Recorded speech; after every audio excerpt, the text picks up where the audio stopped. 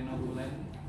Saya Dika Alesya Putra yang akan mempresentasikan pada materi sambungan kling dan pipet. Ya, langsung saja saya presentasikan pengertian dari sambungan kling dan pipet, yaitu sambungan kling merupakan salah satu jenis sambungan mekanik yang digunakan untuk menghubungkan dua atau lebih komponen logam secara permanen. Metode ini menggunakan paku kling atau pipet yang dalam lubang pada komponen yang akan disambungkan. Kemudian ujung paku di kling dipukul atau ditekan agar mengembang dan mengunci komponen secara kuat. Sambungan kling sering digunakan pada struktur yang memerlukan sambungan permanen dan tahan terhadap beban tarik, tekanan maupun geser.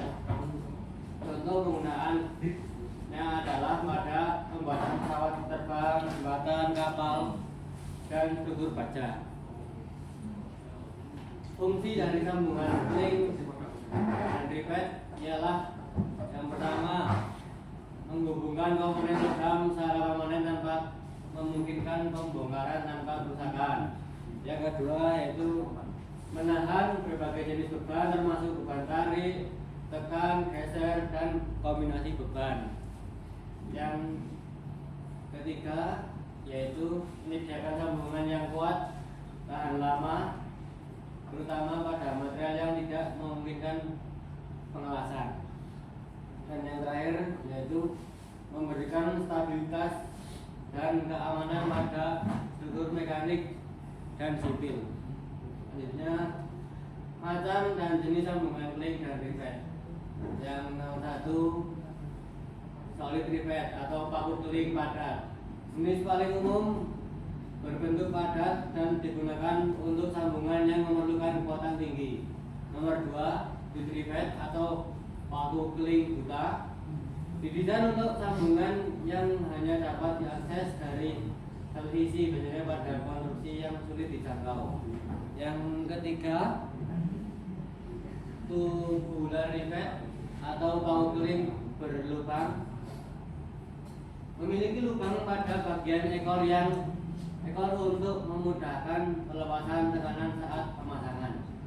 Yang keempat, split rivet memiliki ekor yang terbelah menjadi dua bagian dan mengembang pada saat dipukul. Berdasarkan bentuk kepala bulat, kepala datar, kepala kontersub atau rata dengan permukaan. Selanjutnya, standarisasi paku kling dan pipet. Sambungan kling diatur oleh berbagai standar internasional yang memastikan dimensi, material, dan kekuatan sesuai kebutuhan aplikasi teknik seperti ISO 14589, standar paku kling padat, seperti di IN 660, standar dimensi paku kling seperti ASME BPVC, standar untuk sambungan pada bejana tekan dan boiler seperti AWS atau America Welding Code, yaitu standar terkait teknik pengikatan. Standarisasi ini penting agar sambungan memiliki kekuatan yang dapat diprediksi dan aman digunakan dalam berbagai aplikasi teknik.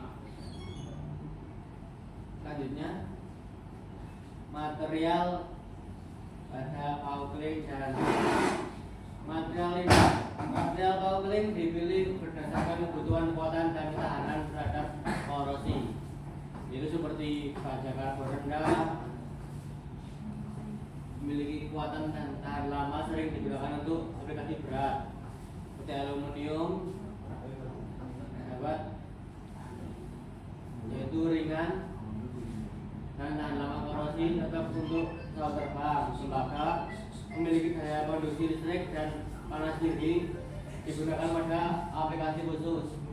Dan terakhir, stainless steel, tahan terhadap korosi dan suhu tinggi.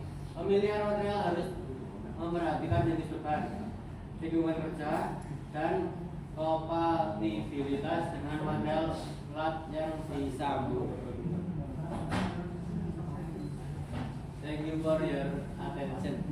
Baik, sudah saya presentasikan. Dari sini apakah ada pertanyaan teman-teman? Silakan. Ayo. Monggo Mas juga Mas Adit. Pertanyaan dari Pak Ukling dan Privet.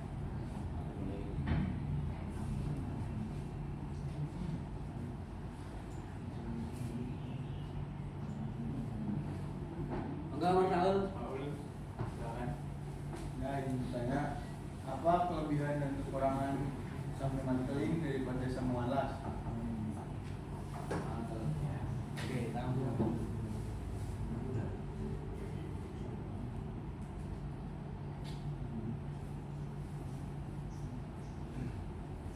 Ada lagi? Monggo Mas Hari. Oke, jadi memang dari awal untuk perbedaannya sendiri antara gaya geser dan gaya tarik pada bahu itu apa ya Mas? Perbedaan gaya gesek. Gaya geser dan gaya tarik pada bahu ini.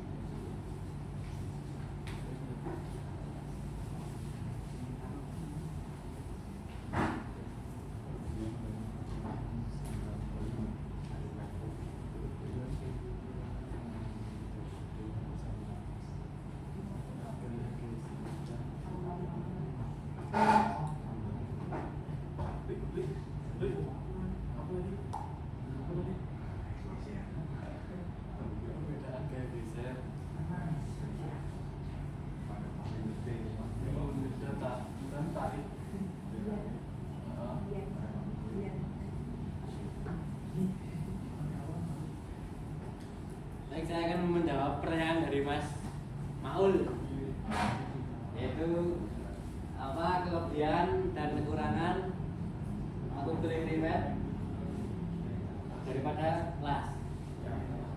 Ya, namanya adalah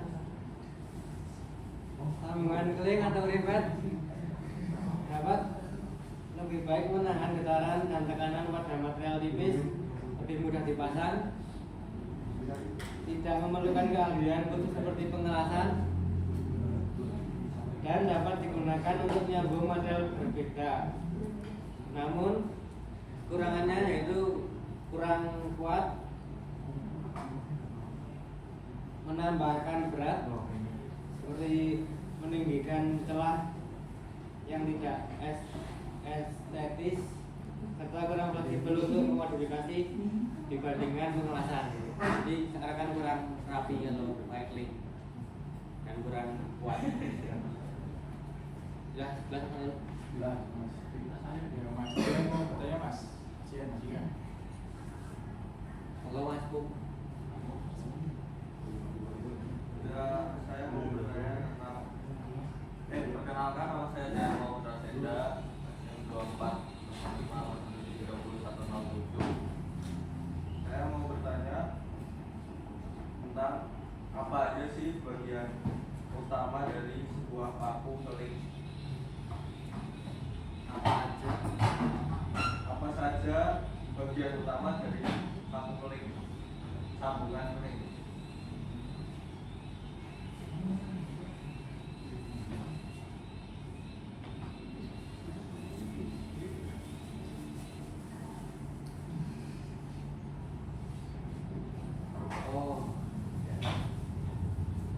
Baik, saya akan menjawab pertanyaan dari Mas Bungu terlebih dahulu. Dari sambungan paku keling itu ada sambungan tali tripet atau paku keling padat yang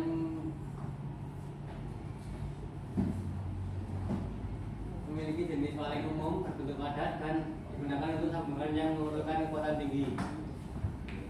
Terus B-trivet paku keling buta yang didesain untuk sambungan yang hanya dapat diakses dari satu sisi, biasanya pada konstruksi yang sudah dijangkau.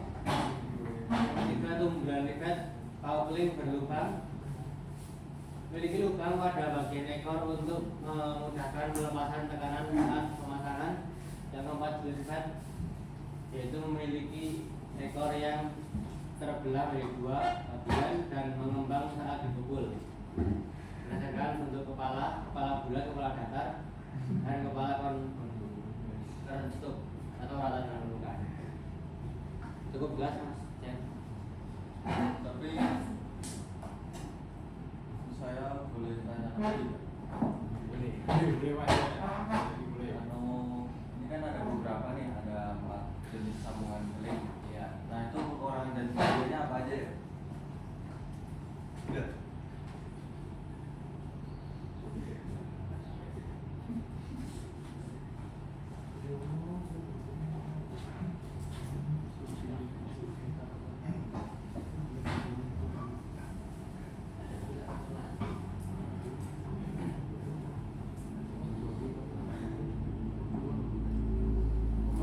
Ya, jawabannya seperti sama Rayana Paul tadi mas.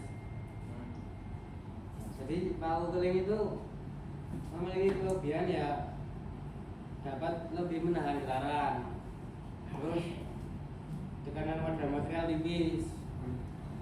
Terus lebih mudah dipasang, tidak memerlukan kalian pengelasan. Terus kekurangannya kurang keras, kurang kuat, dapat menambahkan beban, meninggikan celah yang tidak estetis, serta kurang fleksibel atau kurang rapi pada penggunaannya. Tapi kan itu kayak buat semua kan? Itu kan tadi ada beberapa sambungan. Nah maksud saya tuh tolong dijelaskan satu-satu sambungan.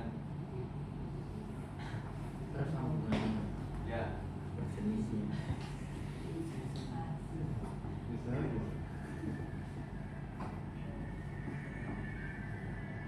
Nah,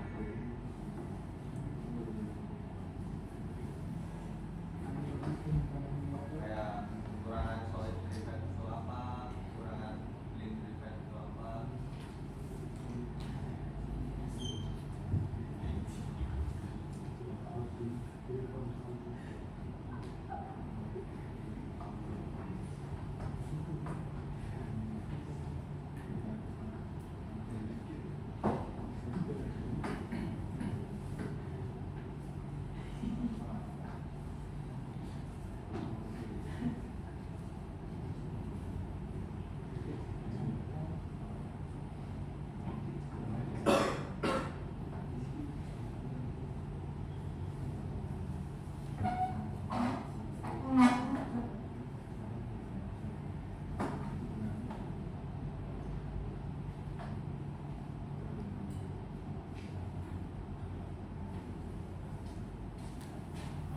Ya, ini kelebihan dan kekurangan dari jenis driven tersebut.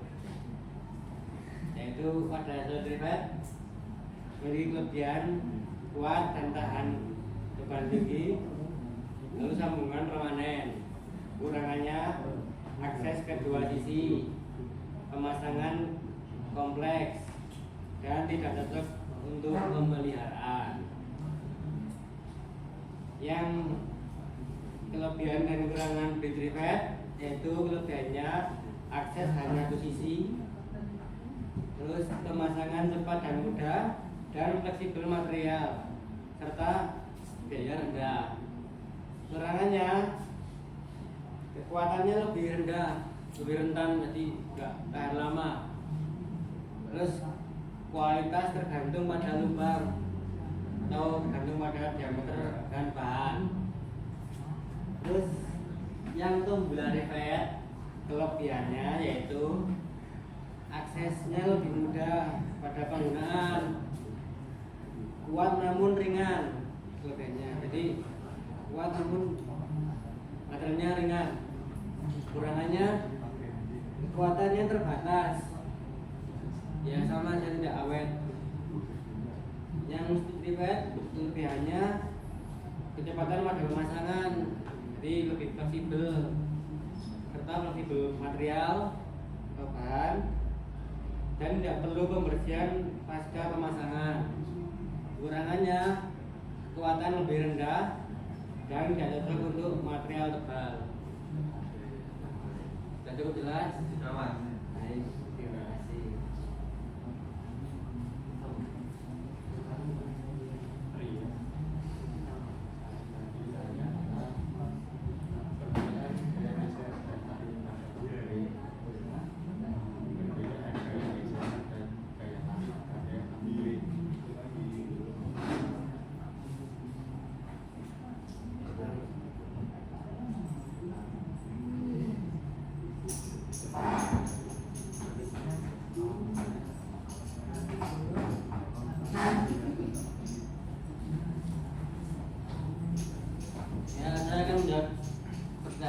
dari Mas Ari.